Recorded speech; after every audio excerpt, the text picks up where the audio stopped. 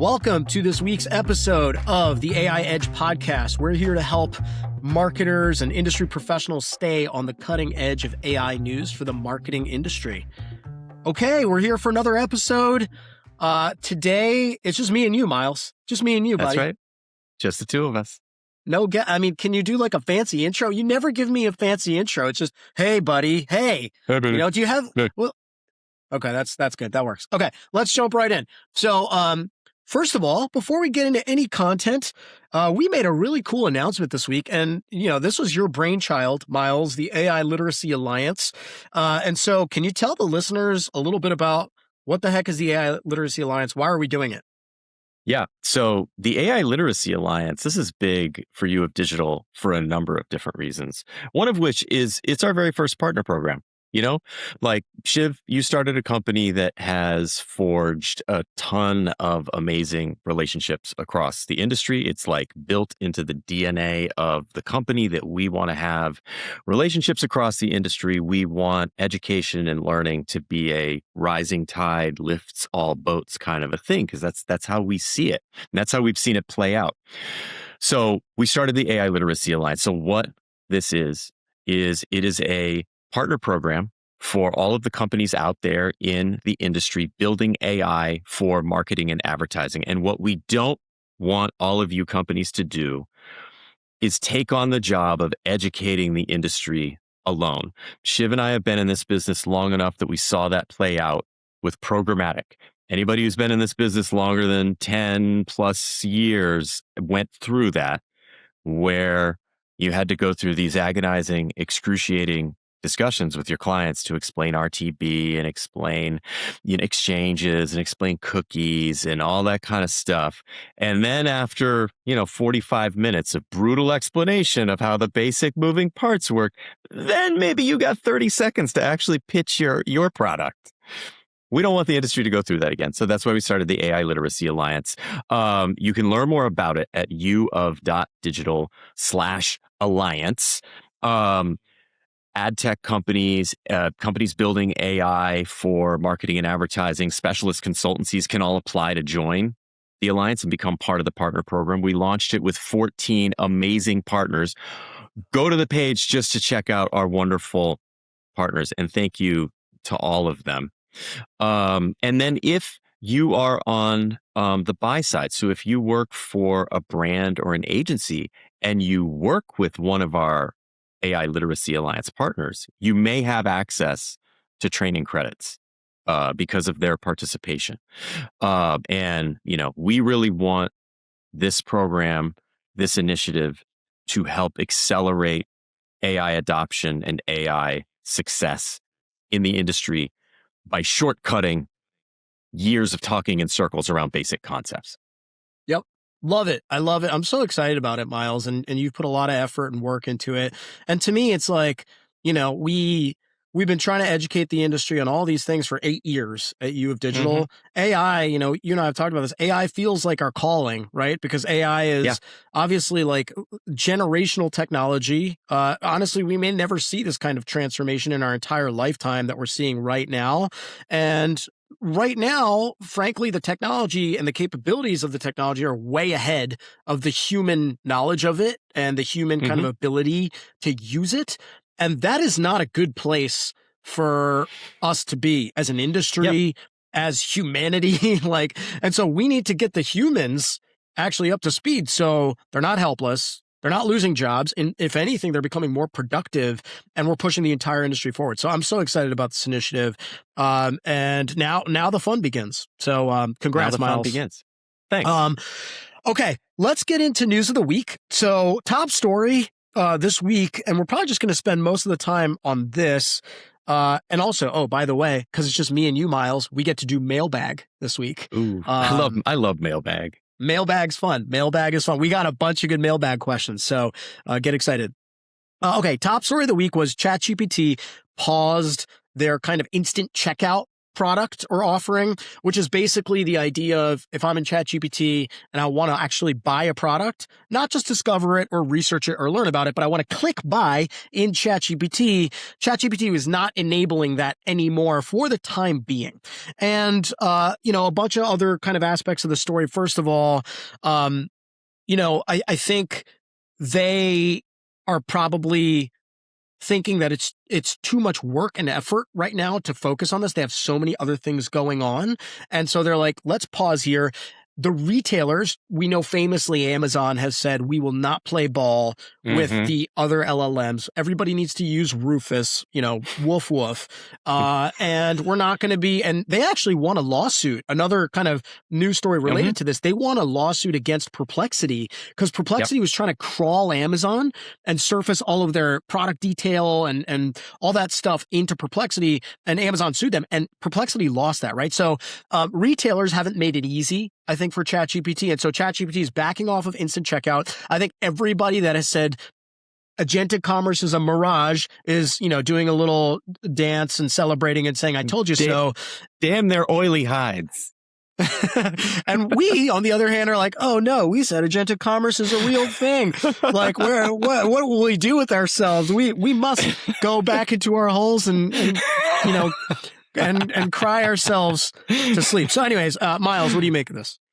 I'm crying myself to sleep. Yeah. I mean, I definitely have stuck my neck out. I'm still bullish on agentic commerce. Now, my understanding, Shiv, correct me if I'm wrong, is that while ChatGPT backed off of putting native buy now buttons attached to specific products, they are still all in on merchant and site apps. So Correct. You can develop an app for ChatGPT that can conduct transactions and can facilitate commerce. And so, there's going to be so many twists and turns in the agentic commerce road, which I've been on record. I don't even like that term. AI will help us shop. I like to zoom out on the problem. Forget agentic commerce. Is AI going to help us find and buy products and services and, get enjoyment that way? Absolutely. So they're not backing away from it. They're just focusing on something else. Yeah. And I think we're talking about clicking buy in ChatGPT a lot of times when we're talking about this, we're having this debate about is agentic commerce real, is it not? we're literally talking about, will people click buy in ChatGPT? And we don't know. Maybe they won't. Maybe they will. Yeah. That doesn't mean agentic commerce isn't real, in my opinion. I think for this story in particular, my opinion is ChatGPT eventually absolutely wants to own as much of the journey as possible because it's a massive opportunity. It's a massive monetization opportunity. They can charge the merchants if they're sending traffic to them. They can monetize better through ads, all of the things, right? And so I think, in my opinion, ChatGPT right now is backing off because merchants and retailers are making it hard for them, right? Like the Amazons of the world. And merchants and retailers should make it hard for them if they don't feel like ChatGPT meaningfully gives them a lot of value as of now, right? And so, if you're a merchant, you want to protect your data, you want to protect your customer relationship. If you have a commerce media business, you want to protect that. Giving ChatGPT all of that right now may not actually mathematically make sense for you as a business. But if ChatGPT does a good job growing their user base, if ChatGPT does a good job of getting more people shopping and thinking about product discovery and consideration, et cetera, in ChatGPT, ultimately, it'll become too good to turn away for merchants. So ChatGPT, in my opinion, is I have so many fish to fry right now. I am too dependent on these merchants playing ball with me right now to kind of try to force this into speak this into existence. And so I'm going to wait. I'm going to focus on user growth. I'm going to focus on great shopping experiences. And when I have more leverage, I'm going to go back to the merchants and say, hey, listen, do you want these sales that I'm generating or do you not? Yeah. Right. And maybe that's a year from now or 2 years from now, or, who knows? When Linda Bethay was on the podcast a week or two ago, wonderful show. If you have not watched or listened to that one, please go after you listen to this one, go back and listen to that one. It's really good. So we talked to Linda about analogs between what's happening with AI and what has happened in, living memory of marketers. And she called out social.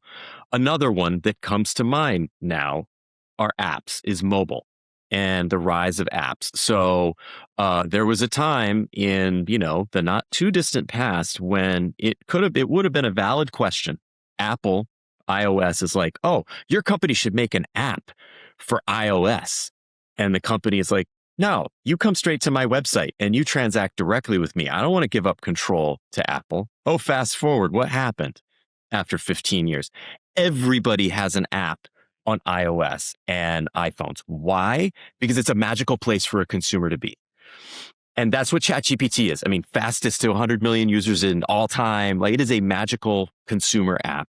And so I think it's really interesting and worth paying attention to that their app strategy is still alive. I remember being kind of excited by that when I heard about it. I was like, oh, that actually makes a bit more sense than using the LLM on kind of an open-ended basis. Let's try apps, because we have a strong track record there with iOS and Android.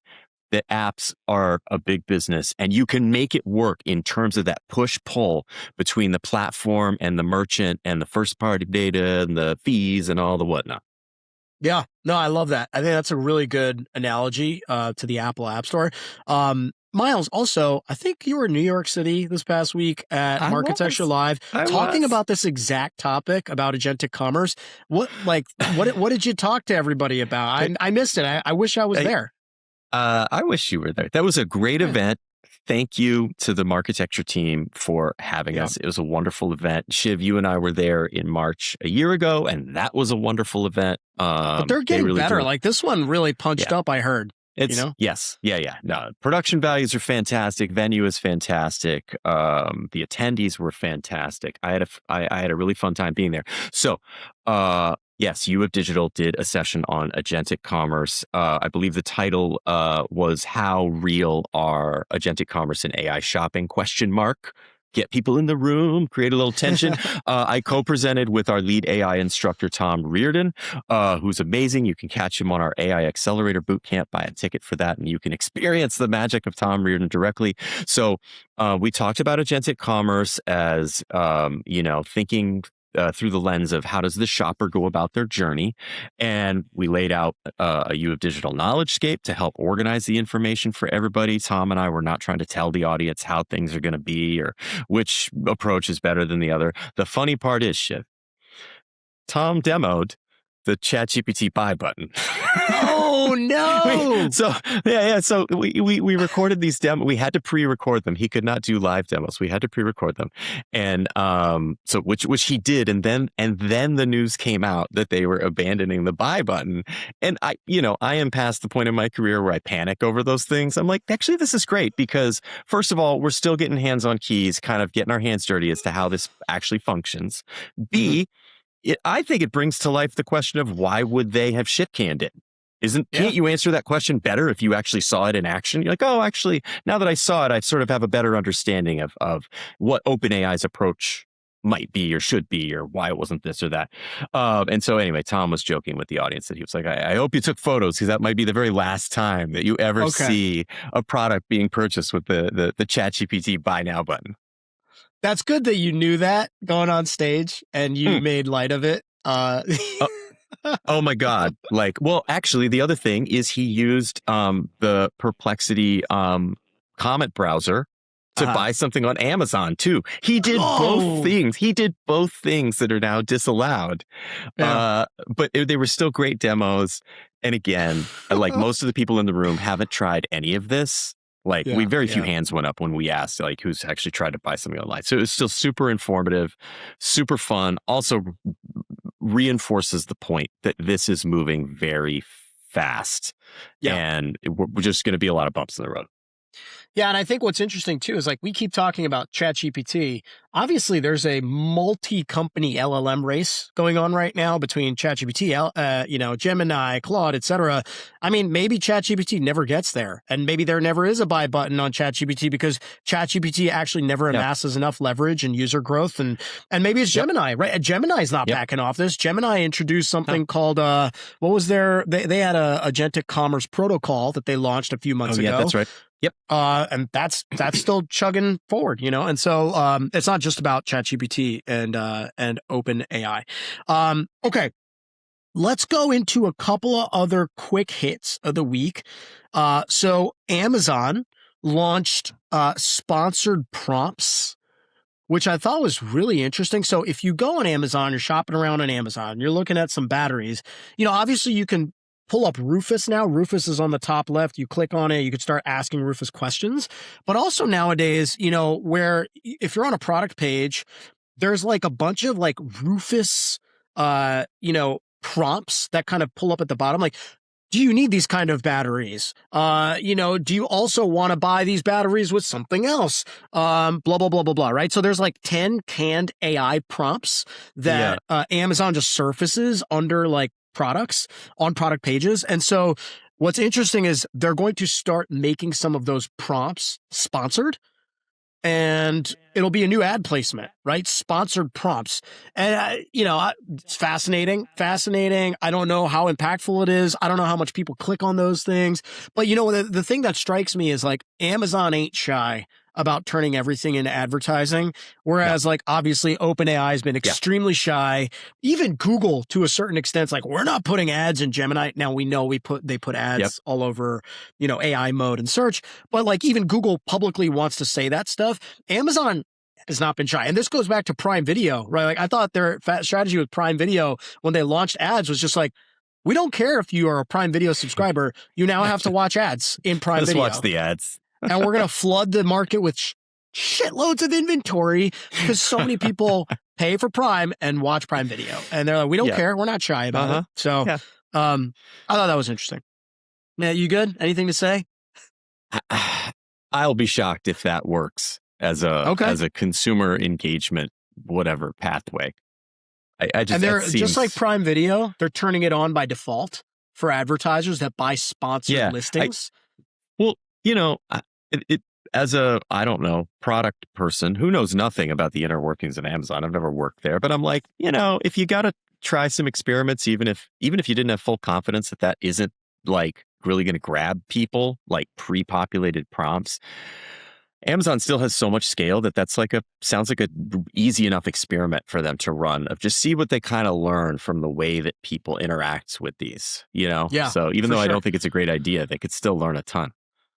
The other thing I think is under-discussed about Amazon's kind of strength in advertising is they are so far ahead of everybody else in terms of logistics and supply chain. Sorry, stay with me here. Stay with me for a second. Yeah. They are so far ahead of everybody in terms of that part of the retail business that every new person or company that comes out of the woodwork saying like, we're going to be the downfall of Amazon. Like our ads are going to be better. Like we're going to have more retail data, whether that be Walmart, whether that be, Shopify, you name it.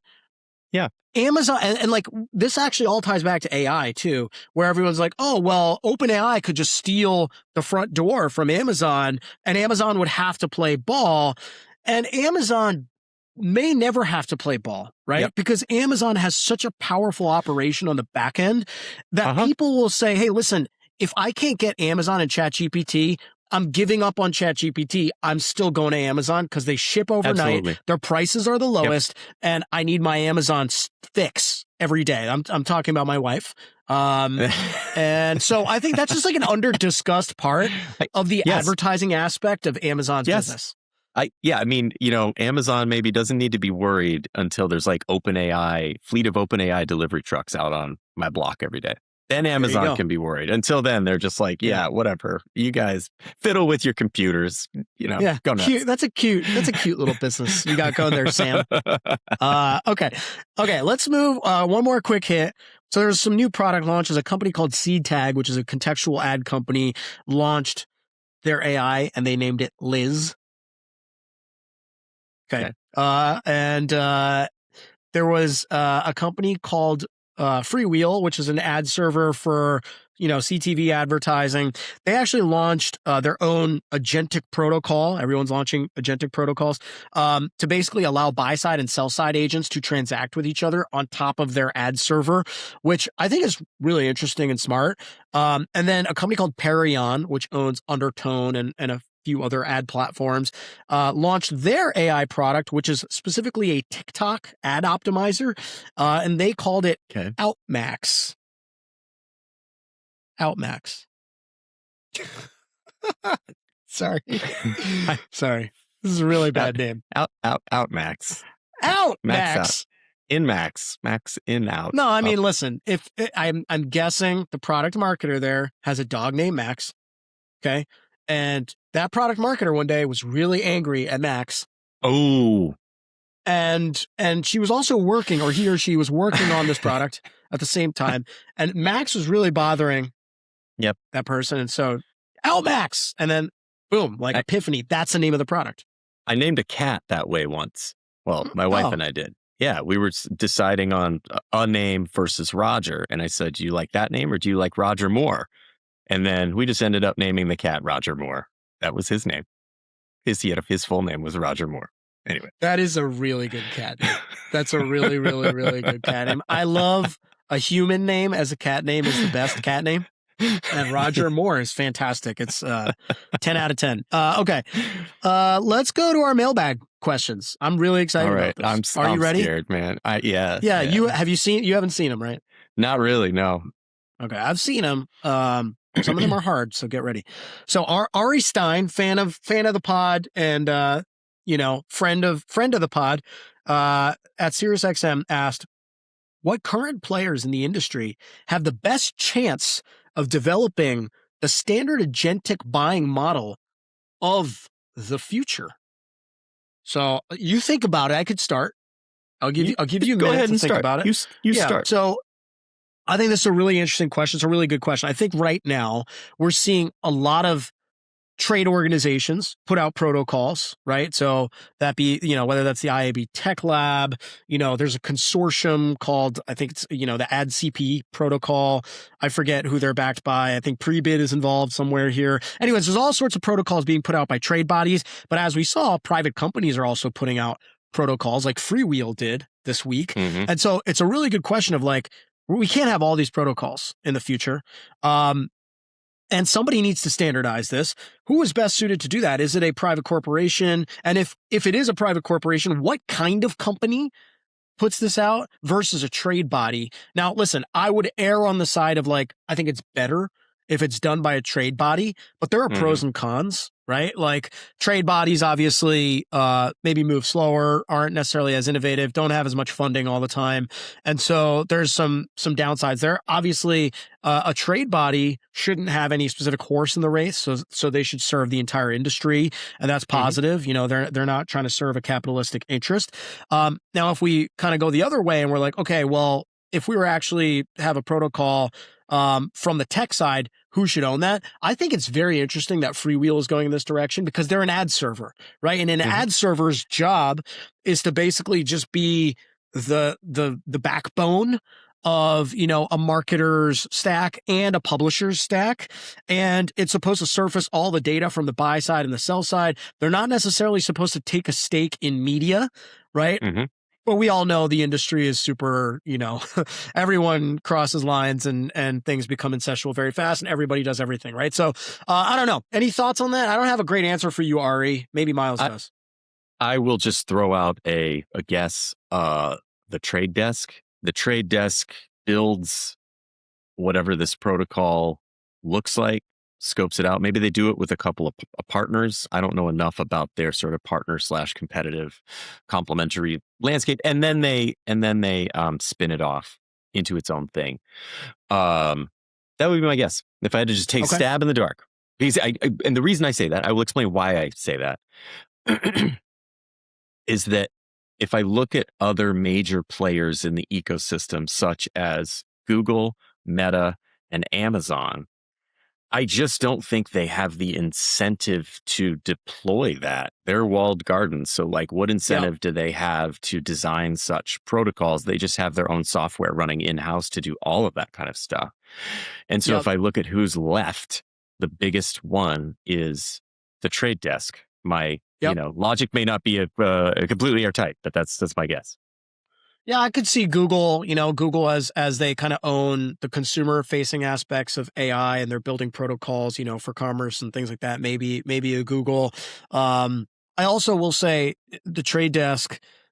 Jeff Green got on stage at Marketecture shortly after you, Myles. And also, I mean, you were better probably, but Jeff got on stage and said like, hey, programmatic advertising is perfect for AI. It's so conducive to AI because of all the split-second decisioning that happens, billions and billions and billions of different transactions. And so AI is great. And we're enabling MCP and Claude for Trade Desk. So I think that's astute. I will also say, I think the trade desk's a little late to the game. Like Jeff saying that on stage, on one hand, great. I love to hear it. He's absolutely right. I also think he's 2 years too late in saying that, and it's not groundbreaking for him to say that. So I don't know. Trade Desk to me they've struck me as very visionary in the past around things like CTV and identity, but they have struck me as behind the curve when it comes to AI. So interesting that you bring their name up. Yeah. Okay, next question from Ari Stein. What hair product do each of you favor? Serious question, Myles. Well, what's your answer going to be, Shiv? Mine, Ari, is I use a Suavecito matte pomade. Whoa! I'm sorry. If I had known that was in the mailbag, I would have gotten an affiliate link before we did this episode. Ari, next time, send me the question beforehand. Suavecito? Suavecito. Their logo is like a skeleton combing his hair, combing his pomp. That is ridiculous and also incredible. And your hair looks great, so I understand. I get it. Your hair always looks great. So yeah, of course you're using Suavecito. Suavecito, that is... okay, I use a Bic... I use a Bic razor every 2 days. That's my favorite hair product. Okay, let's keep moving. Jacob, a friend of the pod, friend of the company, Jacob Sanders. His question was, if Amazon blocks Perplexity, like they just won in court, and Meta blocks Claude and Cloudflare blocks everything, is the future of solo vibe coding, which is being touted as the way around platforms and barriers, going to hit a new wall in the sense of hitting a walled gardens all the time, right? You want to use AI in Amazon, you have to use Rufus. You want to use Meta, you got to go through Llama. Or do I call to their AI like some kind of AI API AI? Does that make sense? Is it even a question? And what hair care products do you both prefer? That's Jacob's question. I'm going to put this one to you first. Jake Sanders, honestly, one of the deeper thinkers out there. Find him. He works for NinjaCat, I believe. Find him on LinkedIn and follow him. He poses some really interesting questions all the time. And he's, I really hope I don't get this wrong. He plays like sax for like Big Daddy Kane's band. Like he's a polymath. He's a really interesting dude. So okay, you've bought enough time, Myles. Tell us the answer to the question. Thanks. Well, I also have this like, I don't know, there's like a truck just driving again and again past my house right now. It's the worst. Okay. My cynical answer is that if I'm understanding the question correctly, we went through a similar phase with the internet, that in the 90s, a common prediction or hope was that the internet would be this flowering of individual creativity, and certainly a just mass, like a quantum leap forward in the knowledge of humanity, because anyone could access any information anywhere online anytime. And it fell apart. Like the utopian vision of the internet as this sort of like individualistic, highly collaborative, enriching kind of heterogeneous experience, it fell apart because companies came in and things coalesced around those companies, and they put massive amounts of capital into the internet and kind of built walls around anything that was, remotely valuable or entertaining or educational or whatever. And I just unfortunately would expect the same thing to happen with AI, is this that companies will build walls around it. And I don't know what those walls are going to look like, but at the same time, I think just from an individual perspective, I do wonder, because it would be very useful to have one's own AI if I had an AI that was on my side and only on my side, that will be very helpful. And I think the question partly is, okay, that's great if you have that AI, but what if it's blocked from working with anything? And then you're basically forced. And so who knows? I have a cynical prediction or whatever outlook on it.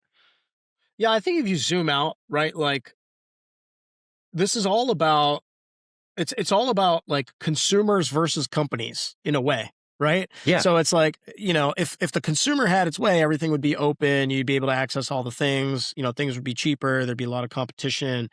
And we, especially in the United States, have gone away from that, where big companies are extremely powerful and can wield their will on the people, and I don't see that changing anytime soon. And so I think Jake is right. Like I do think, to your point, Myles, like that's the state of our society. The people's will and their choice is not enough to overcome the power of big companies. And I guess what do you call that? An oligarchy? Yeah. So that's in an oligarchy, the companies win, and that's kind of what's happening. Man, that was a bummer. Let's move to something more fun. That was dark. What hair care? Oh yeah, Suavecito. I remember. Okay. Wait, did he seriously ask that? He did seriously ask what hair care products to use. I think he responded to Ari's question on social media. So he saw Ari pose it first, but he did ask the question. And so I think he deserves an answer. And the answer is Suavecito. Yeah, this could be like our version of Jeopardy. Is you don't get to ask a question of a mailbag episode if you don't end your question with a hair care product question. Otherwise it's not gonna appear on the episode.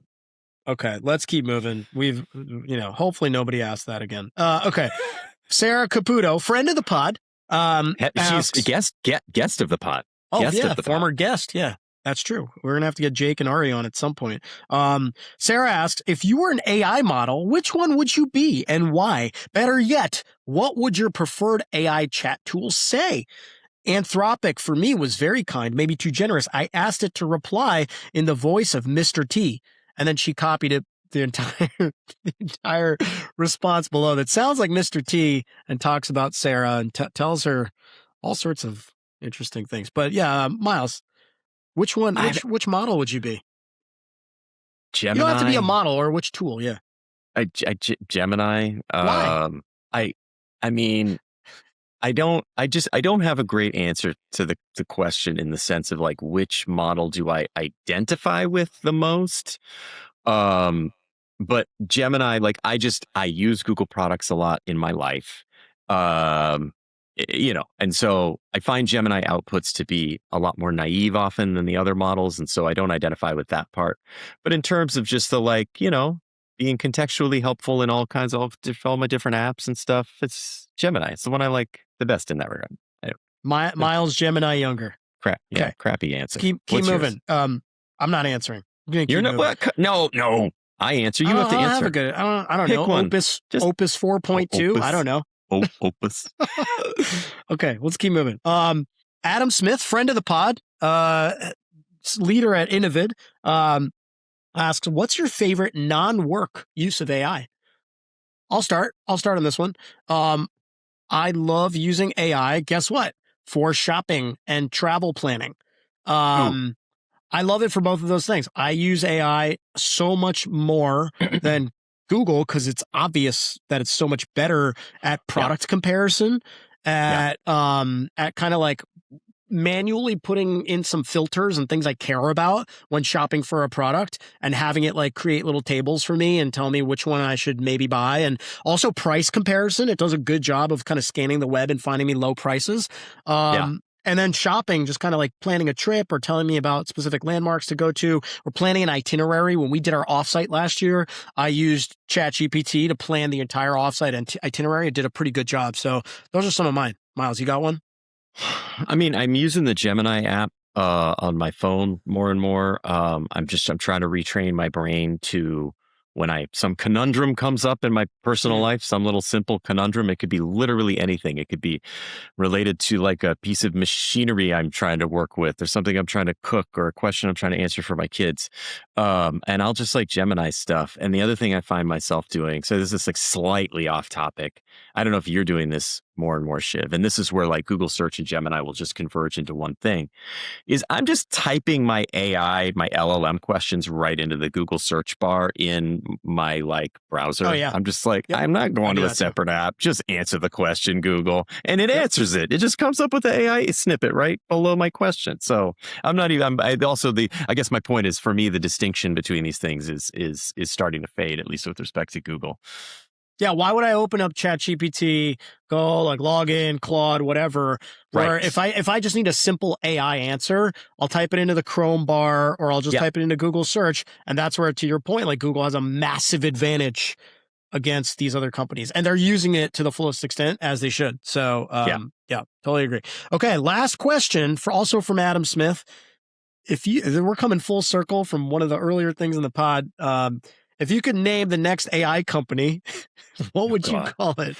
So is it Liz? Is it Outmax?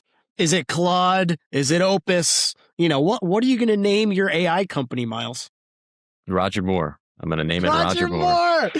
RogerMoore.ai. Yeah. RogerMoore.ai. I will a little Easter egg I'll drop for the listeners. We're working on something, and we might call it Chat U of D. We'll see. Ooh. We'll see. All right. Chat U of D. Okay, that's a wrap. Thank you, Myles. That was a really fun mailbag. Thank you to all our listeners and everybody that submitted questions. Check out the AI Literacy Alliance. Go to uof.digital/alliance to learn more if you can access credits or if you want to apply to be a member. Right now, the AI Accelerator for March is happening, and it is awesome. It's been really lively in there, and then we're going to be running the next one in May. So if you want to sign your team up or just sign up for yourself, please go to the site uofdigital.ai and register. And we'll see you all next week. Thanks, Myles. Show enough.